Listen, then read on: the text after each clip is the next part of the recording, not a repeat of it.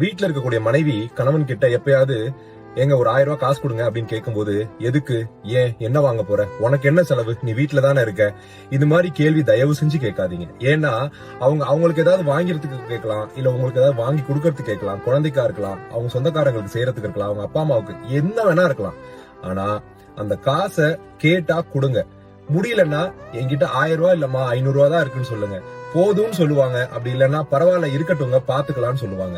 ஆனா ஏன்ற கேள்வி கேட்டீங்கன்னா அது தப்பானதா இருக்குங்க.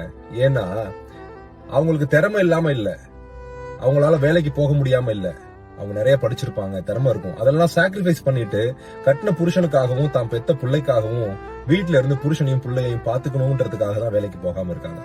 அப்படிப்பட்டவங்க காசு கேட்கும் போது கொடுக்கறது தாங்க சரியானதா இருக்கும்.